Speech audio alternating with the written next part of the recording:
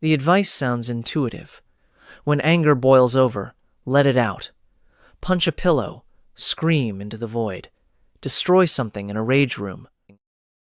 Yet a comprehensive meta-analytic review analyzing 154 studies involving over 10,000 participants reveals a startling truth. Venting does not reduce anger. In many cases, it actually increases it significantly. The popular notion that blowing off steam provides genuine catharsis has no scientific foundation whatsoever.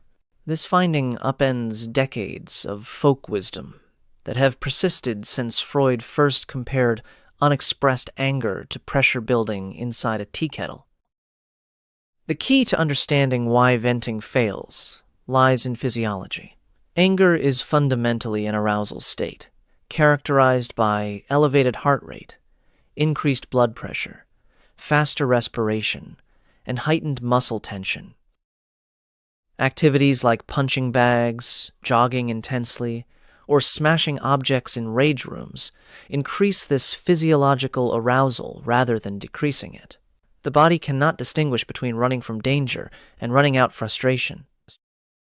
Both register as high alert states that reinforce the angry feelings rather than dissipating them.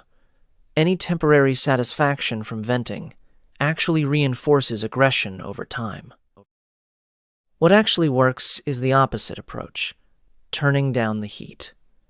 Arousal, decreasing activities consistently reduce anger across diverse populations and different settings. Anger often functions like an iceberg. What appears on the surface represents only a fraction of what lies beneath. Psychology shows that anger frequently operates as a secondary emotion, emerging in response to primary feelings that feel more vulnerable or threatening to experience.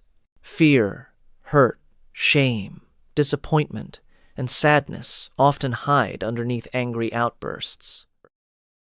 This protective function explains why anger can feel so compelling. When faced with vulnerability, anger offers an immediate sense of control and strength. Someone feeling powerless shifts into rage, transforming helplessness into something that feels more manageable. A person experiencing shame deflects into blame. Fear of loss or rejection transmutes into irritable hostility. The original emotion becomes obscured, sometimes even from the person experiencing it. Rather than simply trying to suppress the fury, effective management involves asking a deeper question. What emotion might be driving this reaction? Identifying these underlying feelings often diminishes anger's intensity more effectively than directly battling the rage itself. Someone else's anger typically reflects their internal pain, frustration, or unmet needs, rather than a personal attack. Understanding this creates space for empathy rather than defensive counter-rage. When anger strikes, the body's first response involves shallow, rapid breathing that reinforces the fight-or-flight state. Deliberately reversing this pattern activates the parasympathetic nervous system, creating immediate physiological calm. Diaphragmatic breathing, where breath rises from the abdomen rather than the chest, triggers a relaxation response that can interrupt the anger cycle within just minutes. The 4-7-8 method involves inhaling through the nose for 4 counts, holding for 7 seconds, then exhaling slowly through the mouth for 8 counts. This technique directly stimulates the vagus nerve and signals safety to the brain. Box breathing, a technique effective enough to be used by Navy SEALs in high-stress situations, involves equal counts for inhaling, holding, exhaling, and holding again. The beauty of breathing interventions lies in their accessibility. Controlled breathing can happen anywhere, in traffic, during difficult conversations, or when anger threatens to derail judgment. Taking even 5 deep breaths creates a pause that interrupts the automatic chain reaction between frustration and outburst. This brief window allows the thinking brain to catch up with the reactive brain. Progressive muscle relaxation offers another evidence-based route to calm. This technique involves systematically tensing and releasing different muscle groups throughout the body. The process creates awareness of physical tension, often held unconsciously during anger, and teaches the body how to actively release it. Start with the feet and work upward through legs, abdomen, hands, arms, shoulders, and face. Research demonstrates that progressive muscle relaxation effectively reduces agitation, anxiety, and aggressive symptoms across various populations, including psychiatric patients and stressed adolescents. With practice, this technique becomes increasingly efficient.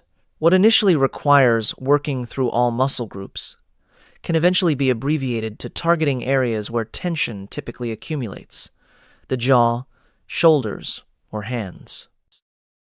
Cognitive restructuring addresses the mental component of anger, targeting the thoughts and interpretations that escalate emotional intensity. Anger often arises from distorted thinking patterns, like catastrophizing situations or assuming hostile intent. When someone cuts you off in traffic, the automatic interpretation might be deliberate disrespect. Cognitive restructuring asks, could there be an alternative explanation? Perhaps distraction, an emergency, or simple failure to check mirrors. This shift does not excuse problematic behavior, but prevents one possible interpretation from generating disproportionate rage. Research indicates that people who regularly practice this reframing experience lower levels of stress, depression, and anger over time. Asking questions like, will this matter next week? Or, am I allowing this situation to steal my peace? Helps interrupt escalation and restore balanced perspective. Cognitive behavioral approaches represent among the most effective treatments for chronic anger, reducing both the frequency and intensity of outbursts while improving relationships. Combined with physiological calming techniques, they offer comprehensive protection for lasting positive change. As we've seen throughout this exploration, navigating difficult emotions like anger isn't about brute force, but understanding the underlying mechanisms at play. From recognizing how venting can actually amplify feelings to identifying those hidden layers of fear and disappointment beneath the surface. We've also learned practical tools like calming breathing techniques and progressive muscle relaxation, alongside strategies for reframing our thoughts to break free from escalating cycles. Remember, addressing these root causes and employing these methods offers a pathway towards genuine emotional regulation and lasting peace. Thanks for watching. If you found this helpful, please give us a like and share your own experiences with managing challenging emotions in the comments below.